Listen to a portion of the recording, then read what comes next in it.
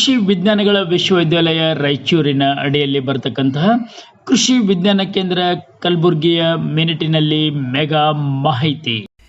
ಈ ಶುಂಠಿ ಬೆಳೀತಕ್ಕಂಥ ರೈತರು ಸಾಕಷ್ಟು ಜನ ನಮ್ಮ ಒಂದು ಕೃಷಿ ವಿಜ್ಞಾನ ಕೇಂದ್ರಕ್ಕೆ ಬಂದು ಇದು ತೋರಿಸ್ತಾ ಇದ್ದಾರೆ. ಈ ಬೆಳೆಗಳು ಸುಳಿ ಹೊಡೆದಂಗೆ ಆಗ್ತಿದ್ದಾವೆ, ಮೇಗಿನ ತುದಿಗಳು ಎಲ್ಲ ಮುಟ್ರಾಗ್ತಿದ್ದಾವೆ ಅಂಥೇಳಿ. ಇದಕ್ಕಾಗಿ ಸಾಕಷ್ಟು ಒಂದು ಕೀಟನಾಶಕಗಳನ್ನು ಅವರು ಸಿಂಪಡಣೆ ಮಾಡ್ತಿದ್ದಾರೆ. ಇದರಲ್ಲಿ ಯಾವುದು ಹುಳ ಐತ್ಯೋ ಅಂಥೇಳಿ ತಿಳ್ಕೊಂಡು. ಆದರೆ ಇದು ಯಾವುದೇ ಒಂದು ಹುಳದ ಒಂದು ಬಾಧೆ ಅಲ್ಲ, ಇದು ಒಂದು ಪೋಷಕಾಂಶಗಳ ಕೊರತೆಯ ಬಾಧೆ ಅಂತ ಹೇಳ್ಬೋದು. ಅದರಲ್ಲಿ ಮುಖ್ಯವಾಗಿ ಕ್ಯಾಲ್ಶಿಯಂ ಅಥವಾ ಸುಣ್ಣದ ಒಂದು ಕೊರತೆ ಆದಾಗ ಈ ಥರ ಒಂದು ಲಕ್ಷಣ ಕಂಡುಬರ್ತವೆ. ಮನುಷ್ಯರಲ್ಲಿ ಹೇಗೆ ಒಂದು ಸುಣ್ಣದ ಅಂಶ ಕಡಿಮೆ ಆಯಿತಪ್ಪ ಅಂದರೆ ಉಗುರಿನ ಮೇಲೆ ಲಕ್ಷಣಗಳು ತೋರಿಸ್ತವೆ, ಅದೇ ರೀತಿಯಾಗಿ ಇದು ಬೆಳೆಯ ಒಂದು ತುದಿ ಎಲೆಗಳ ಮೇಲೆ ಸುಳ್ಳಿ ಹೊಡೆದಿದ್ದನ್ನು ನಾವು ನೋಡ್ತೇವೆ. ಮೊದಲು ಚುಕ್ಕಿಗತ್ತಲೆ ಕಾಣಿಸ್ತಕ್ಕಂಥ ಇವು ಎಲ್ಲ ಲಕ್ಷಣಗಳು ಆಮೇಲೆ ಸಂಪೂರ್ಣವಾಗಿ ಎಲೆಗಳಲ್ಲಿ ಕೂಡ್ತವೆ. ಆಮೇಲೆ ಮುಖ್ಯವಾಗಿ ತುದಿ ಎಲೆಗಳು ಸುರುಳಿ ಹೊಡೆದು ಈ ಥರ ವಂಕಾಗಿ ಕಾಣಿಸೋದನ್ನು ನಾವು ನೋಡ್ತೇವೆ. ಕೆಲವೊಂದು ಸಲ ಗಡ್ಡೆಗಳ ಮೇಲೇನೂ ಇಂಥ ಒಂದು ಲಕ್ಷಣ ಕಾಣಿಸ್ತವೆ, ಅಂದರೆ ತುದಿ ಒಂದು ಸ್ವಲ್ಪ ಹಳದಿ ಆದಂಗೆ ಕಾಣಿಸ್ತವೆ, ಆಮೇಲೆ ಕೊಳತಂಗನೂ ಕಾಣಿಸ್ತವೆ.